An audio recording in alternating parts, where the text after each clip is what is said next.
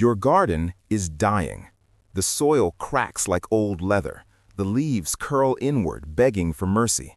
You're standing there with an empty watering can because the well is running dry, the reservoirs are rationed, and the rain hasn't come in 63 days. Your tomatoes are shriveling. Your lettuce bolted weeks ago. The beans gave up before you did. And somewhere in the back of your mind, a voice is whispering, "This is going to happen again. Next year, the year after, worse every time."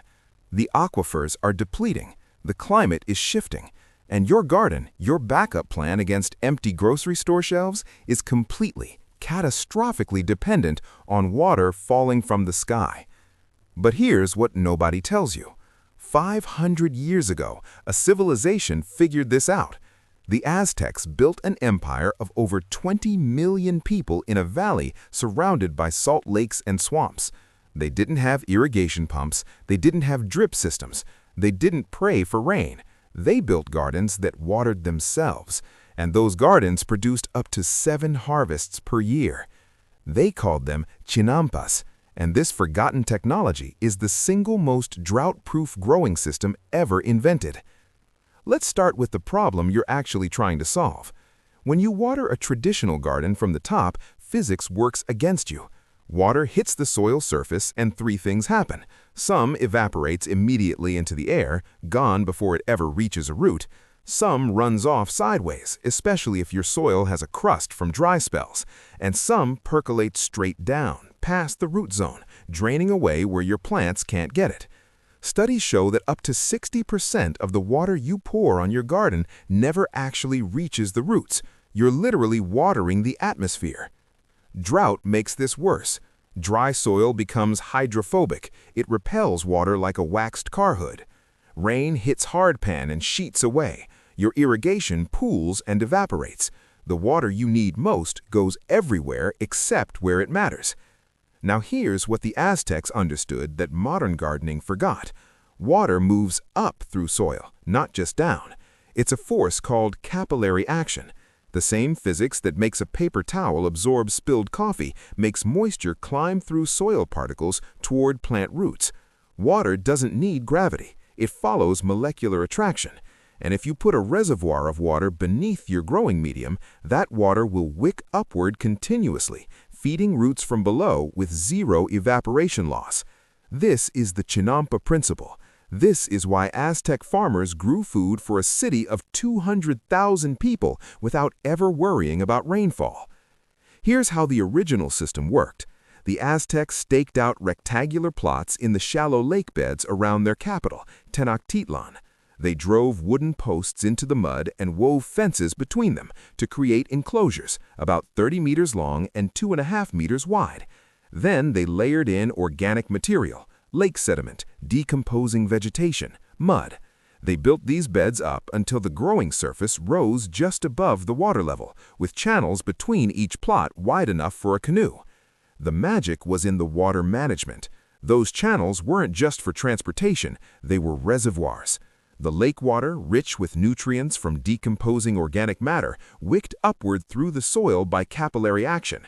Plant roots grew down toward the constant source of moisture. The system was self-irrigating. No pumps, no timers, no hauling buckets. Water rose to meet the roots automatically, continuously, relentlessly. And because the water came from below, evaporation was minimal. The growing surface stayed moist but not waterlogged. Roots got oxygen from the upper layers while drawing moisture from the capillary zone beneath.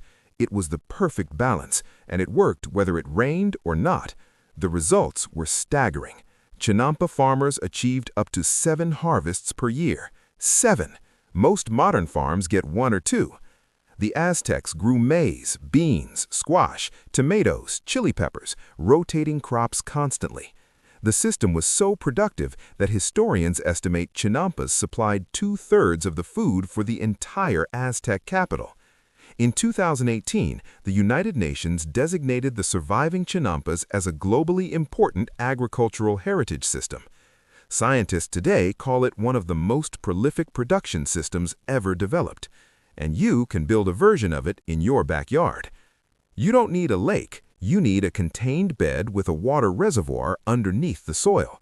The modern version is called a wicking bed, and it operates on the exact same physics. Start with a container. This can be a raised bed lined with pond liner, a stock tank, or even an old bathtub. What matters is that it's watertight at the bottom. You're creating an artificial aquifer.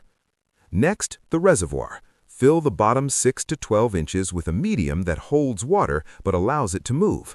Coarse sand works well, gravel works, but it's less efficient.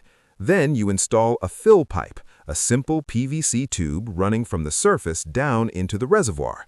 This is how you'll add water, never from the top.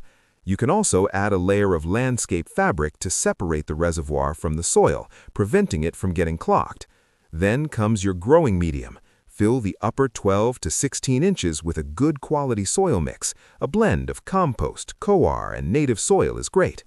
Once it's all built, you give it one good soak from the top to establish the capillary connection.